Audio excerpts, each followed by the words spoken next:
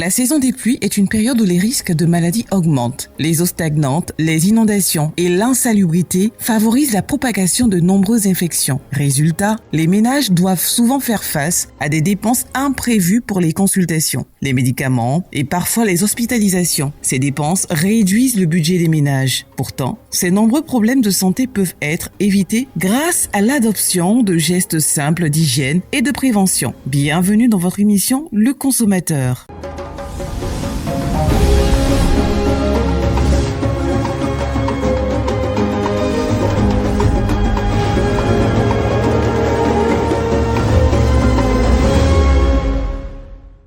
Chaque année, la saison des pluies entraîne une recrudescence des maladies liées à l'eau et à un environnement insalubre. Malgré des campagnes de sensibilisation, beaucoup de ménages restent exposés, ce qui entraîne des dépenses supplémentaires qui auraient pu être évitées. Les populations ont-elles réellement les bons réflexes pour protéger leur santé? Bon, moi, personnellement, pendant les saisons des pluies, en tout cas, les gestes que j'adopte pour éviter certaines maladies, c'est que, j'évite de marcher dans les eaux usées. Ça, j'évite le contact entre eau usée et moi. Pendant les saisons des pluies, il y a plusieurs maladies qui sont beaucoup fréquentes, comme le palu, la fièvre typhoïde et bien d'autres maladies.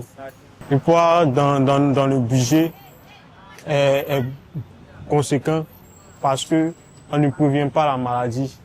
Si peut-être tu n'es pas assez posé financièrement, que tu tombes malade, ça ajoute tes finances. En saison de pluie, je me repose beaucoup. Quand je travaille, je prends mon temps pour me reposer parce que la fatigue aussi crée les maladies avec en dormant aussi, moustiquaires imprégnés. Bon, c'est les choses imprévues. Il n'y a pas quelqu'un qui va dire choses imprévues ne pèsent pas sur toi. Voilà, tu ne t'attends pas à ça, un coup c'est tombé. Si tu n'as pas quelque chose à côté là, c'est pas trop ça. Bon, en saison de pluie, pour éviter les maladies comme le palu, je range la maison propre. Je rends la maison propre. Je dors sous une moustiquaire pour éviter le palu. Durant cette saison de pluie, je crains beaucoup le paludisme et la dengue. Voilà, ce sont un peu les deux maladies que je crains durant cette période de pluie. Les maladies hydriques et les autres affections liées à la saison des pluies ne menacent pas seulement la santé. Elles entraînent aussi des dépenses importantes pour les ménages. Pour mieux comprendre pourquoi ces maladies augmentent pendant la saison des pluies, leurs conséquences sur les familles et les moyens de les prévenir, allons à la rencontre d'un médecin spécialiste de santé publique. Docteur Cassie Esther, épouse Aliba, bonsoir docteur. Docteur Cassie, dites-nous, quelles sont les maladies que l'on retrouve le plus souvent pendant la période de saison des pluies? D'accord. Les maladies que nous retrouvons plus souvent pendant la période de la saison des pluies, nous avons le paludisme, nous avons la dengue, il peut y avoir des garçons qui sont bactériens, dus à des bactéries. Mais pourquoi c'est exacerbé pendant la période de saison des pluies? D'accord. En fait, ces maladies sont exacerbées pendant la période des pluies parce que d'abord, pendant la période des pluies, il y a le phénomène souvent d'inondation. Et lorsqu'il y a le phénomène d'inondation, ces phénomènes-là permettent la contamination des eaux de réserve, par exemple. Donc, la contamination des eaux de réserve, la contamination des forages, donc la contamination aussi des puits, pour ceux qui utilisent les puits. L'humidité et les eaux stagnantes permettent la prolifération des microbes. Donc, avec cette prolifération de microbes, telles que même les proliférations de moustiques et tout, peut facilement entraîner une augmentation de ces maladies pendant la saison des pluies. Quels sont les signes qui doivent alerter? Donc, les signes qui doivent alerter sont diarrhée, vomissement, forte fièvre, une fatigue, vraiment une fatigue. On appelle ça souvent asthénie intense chez nous, mais vraiment une fatigue excessive.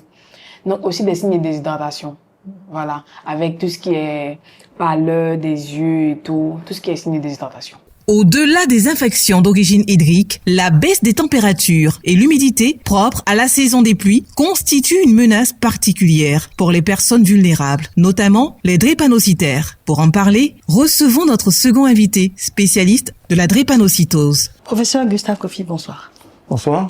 Merci de nous recevoir. C'est moi. Professeur titulaire en médecine, chef service hématologie clinique CHU de Yopougon. Vous êtes également président du réseau ivoirien de lutte contre la drépanocytose. En saison des pluies, on nous parle très souvent de diarrhée. On nous parle de fièvre typhoïde, on nous parle de paludisme et on nous parle de l'aggravation de santé pour les personnes qui ont la drépanocytose. Pourquoi?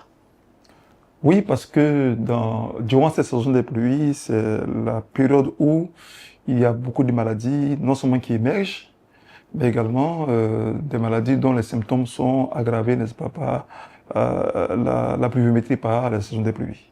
Voilà. Et donc ça, c'est des périodes qui nécessitent, n'est-ce pas, des précautions particulières.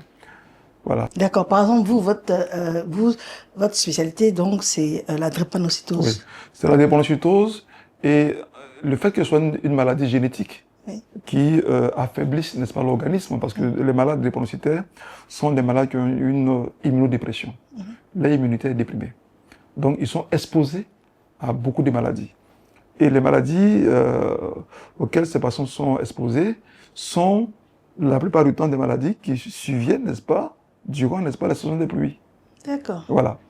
On sait par exemple que le paludisme est une des causes de déclenchement, n'est-ce pas, de la crise de la drépanocytose.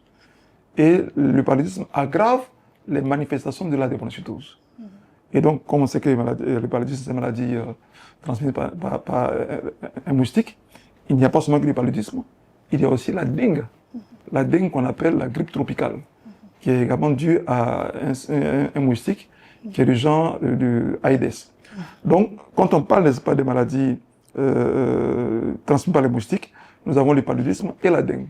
Et ces deux maladies aggravent, n'est-ce pas, les symptômes liés à la drépanocytose. À côté de cela, nous avons d'autres maladies infectieuses, tropicales, comme on le dit, mais qui sévissent préférentiellement dans ces périodes-là. Alors donc tout ça, le lien, c'est la pluie. Le lien, c'est la pluie. Wow. Parce que je prends l'exemple du paludisme, par exemple. Pourquoi est-ce que le paludisme sévit dans les périodes où il pleut?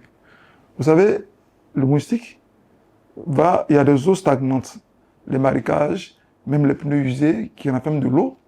Également, vous avez également, quand il pleut, l'eau stagne, même dans les pneus, les marécages, même, souvent même dans les pots que les gens déposent, n'est-ce pas, dans les différents coups.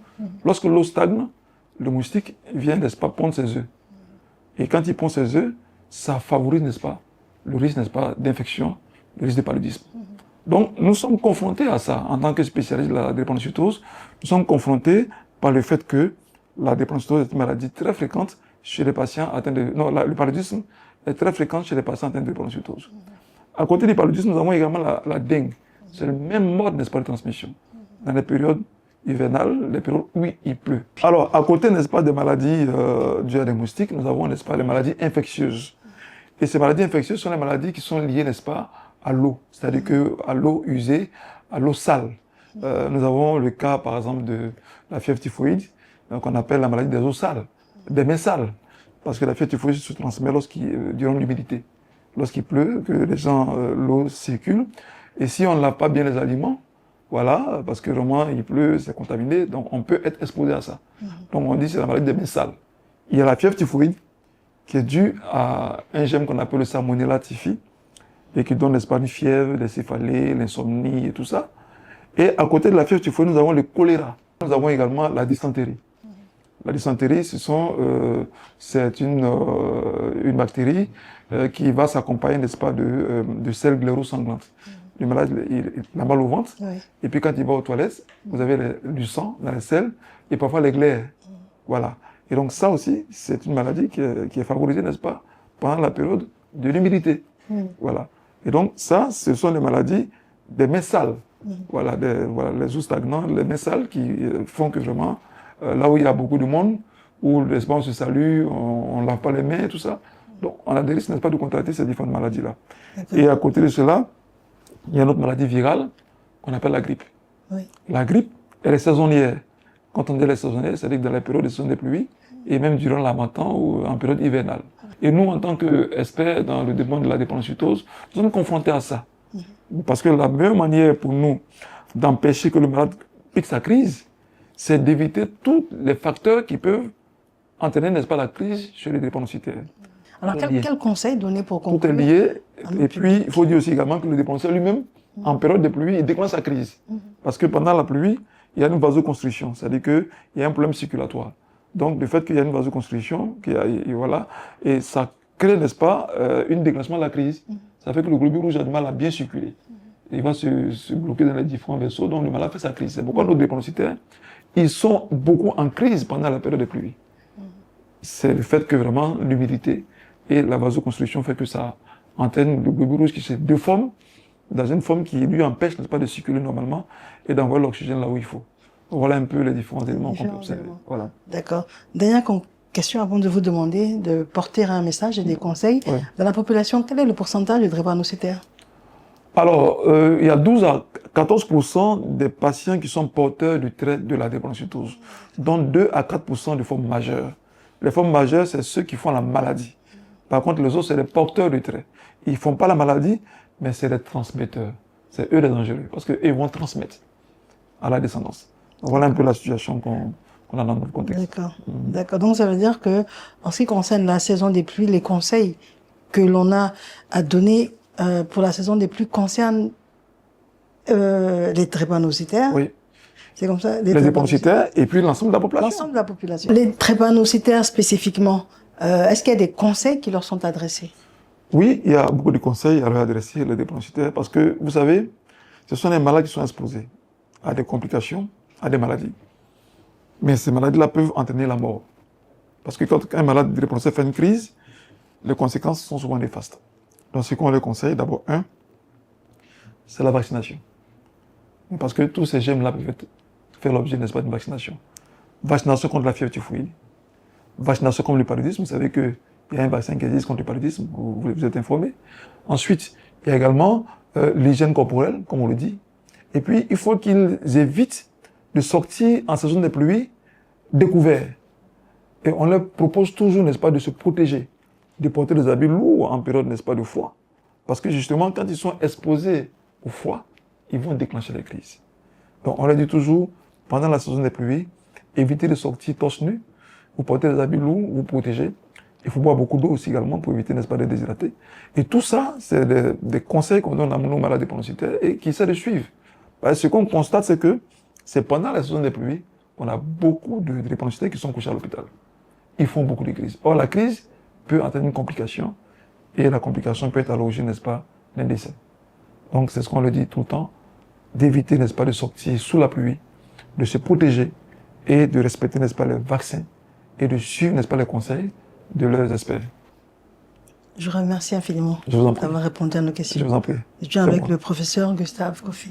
Retenez ces précieux réflexes essentiels pour protéger votre santé et votre portefeuille. Buvez uniquement de l'eau potable ou de l'eau traitée. Lavez-vous régulièrement les mains avec du savon. Éliminez les eaux stagnantes autour de votre habitation pour lutter contre le paludisme. Conservez les aliments dans de bonnes conditions d'hygiène. Pour les drépanocytaires, protégez-vous efficacement du froid et de l'humidité pour éviter les crises. En cas de diarrhée, de vomissements et de fortes fièvres ou de douleurs intenses, rendez-vous immédiatement dans un centre de santé. La prévention repose sur des actions rigoureuses et sûres. La saison des pluies n'est pas seulement une période de vigilance face aux inondations. C'est aussi un moment où chacun doit adopter les bons réflexes pour préserver sa santé et celle de ses proches et éviter ainsi des dépenses supplémentaires. Pour revoir cette émission, rendez-vous sur notre site internet www.cnlvc.ci et sur nos réseaux sociaux.